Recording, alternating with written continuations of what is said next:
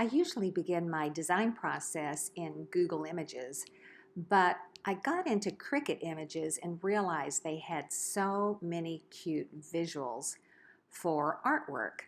So this is where I started, and I'm so glad I did because I found exactly what I wanted. After I finished uploading a lot of fun different images to inspire me, it was time to create my design field. So I went into the left side rail into shapes and pulled out a square.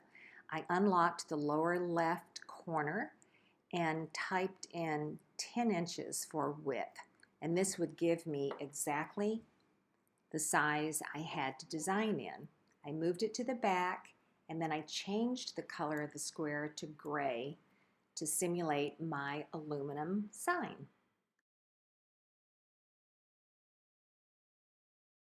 Once I had my gray aluminum design field, I pulled out an image or two and started playing around with it to see what would inspire me.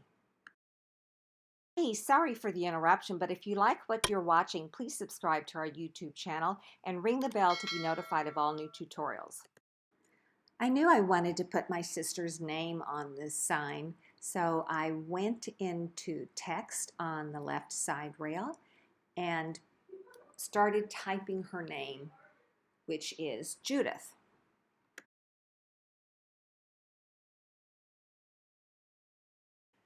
I knew I wanted the typography for her name to be something kind of clean and elegant without being overbearing.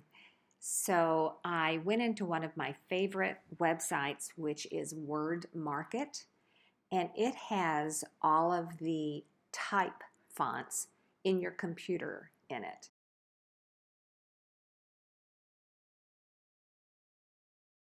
After playing around with several fonts, I finally settled on Avenir Next.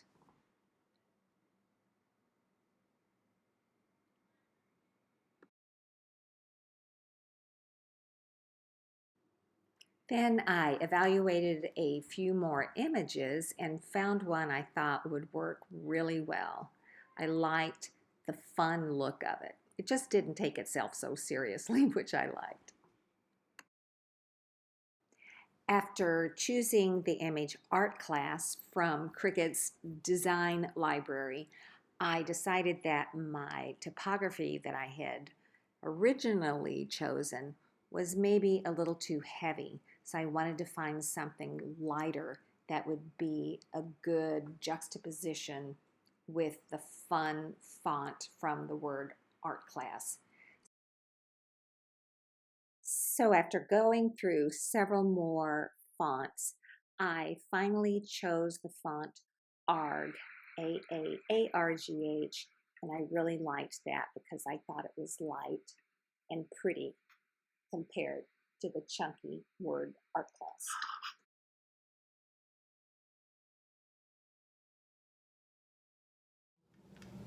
Hi everyone, it's Deborah, and I thought you might like to join me on my designing today on this project. And I've already made my artwork in Cricut Design Space.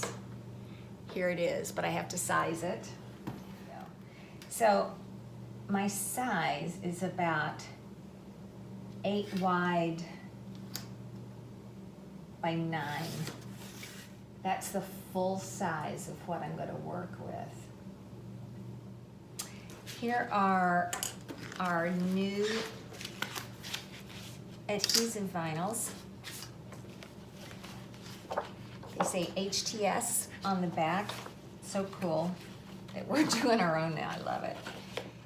So you know that adhesive does not get mirrored and you print it pretty side up.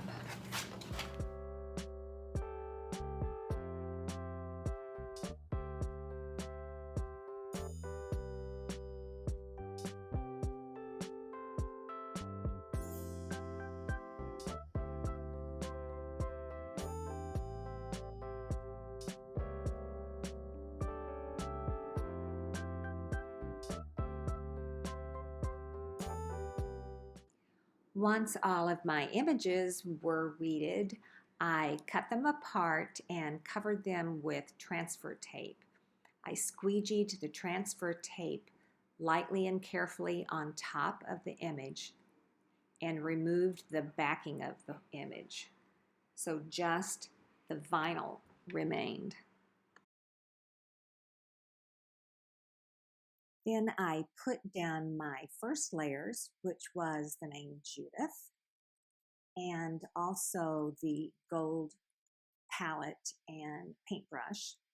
And once I felt they were straight, I squeegeed them on carefully with my scraper, and then I very carefully removed the transfer tape.